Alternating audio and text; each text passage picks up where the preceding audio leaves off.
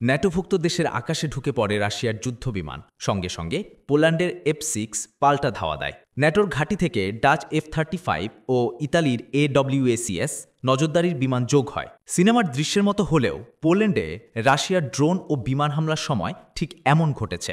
ইউক্রেনে হামলার পাশাপাশি রুশ ড্রোন এবার সরাসরি পোল্যান্ডের আকাশে প্রবেশ করেছে।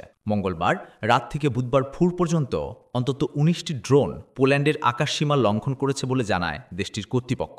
পোল্যান্ড ও ন্যাটোর যুদ্ধবিমান কিছু ড্রোন গুলি করে নামায়। সামরিক বিশেষজ্ঞরা মনে করছেন ইউক্রেন যুদ্ধ শুরুর পর এটি ন্যাটো ও রাশিয়ার সবচেয়ে গুরুতর সরাসরি সংঘর্ষের ইঙ্গিত। পুলিশ সেনাবাহিনী জানিয়েছে মঙ্গলবার রাত 11:30 থেকে বুধবার ভোর 6টা পর্যন্ত বারবার রুশ ড্রোন তাদের সীমান্ত অতিক্রম করেছে। পূর্বাঞ্চলের শহর উইরিকিতে একটি ড্রোন আবাসিক ভবনে আঘাত হানে, তবে হতাহতের খবর পাওয়া যায়নি। হঠাৎ বিপদের আশঙ্কায় ওয়ার্সো-সহ পূর্বাঞ্চলের 3টি বিমানবন্দর সাময়িকভাবে বন্ধ করে দেওয়া হয় এবং বাসিন্দাদের ঘরে থাকার নির্দেশ দেয় প্রশাসন। প্রধানমন্ত্রী ডোনাল্ড ট্রাম্প বলেছেন, এটি দ্বিতীয় বিশ্বযুদ্ধের পর ইউরোপের সবচেয়ে বড় নিরাপত্তা হুমকির ইঙ্গিত। রুশ ড্রোন ঢুকে পড়ার সঙ্গে সঙ্গে পুলিশ F-6 যুদ্ধবিমান আকাশে ওঠে। ন্যাটোর পক্ষ থেকে ডাচ F-35 ও ইটালির AWACS নজরদারি বিমান যোগ দেয় অভিযানে। সামরিক সূত্র বলছে, যেসব ড্রোন সরাসরি হুমকি তৈরি করেছিল সেগুলো গুলি করে ভূপাতিত করা হয়েছে। পোল্যান্ডের পক্ষ থেকে জানানো হয় এটি সরাসরি আগ্রাসনের শামিল এবং নাগরিকদের নিরাপত্তার জন্য গুরুতর হুমকি।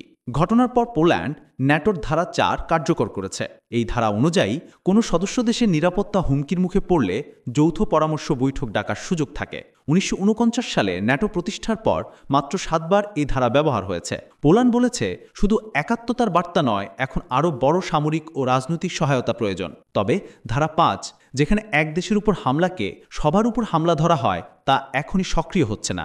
ইউক্রেনের প্রেসিডেন্ট জেলেনস্কির মতে, রাশিয়ার এই ড্রোন হামলা নতুন মাত্রার উস্কানি, তাই শক্ত প্রতিক্রিয়া জরুরি। ইউর কৃতিক কায়া কাল্লাস এটিকে ইউরোপের সবচেয়ে বড় আকাশসীমা লঙ্ঘন বলে নতুন নিষেধাজ্ঞা ও প্রতিরক্ষা বিনিয়োগের আহ্বান জানিয়েছেন। প্রতিরক্ষা কমিশনার আন্দ্রিয়াস কুবিলিউস পূর্ব সীমান্তের ড্রোন ওয়াল গড়ার পরিকল্পনার কথা বলেন।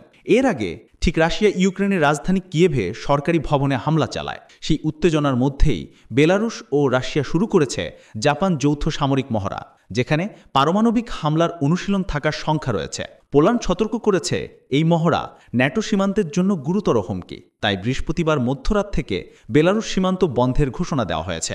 যুক্তরাষ্ট্রের প্রেসিডেন্ট ডোনাল্ড ট্রাম্প ইতোমধ্যে রাশিয়ার মিত্র ভারতের উপরও নতুন বাণিজ্যিক চাপ সৃষ্টি করেছেন।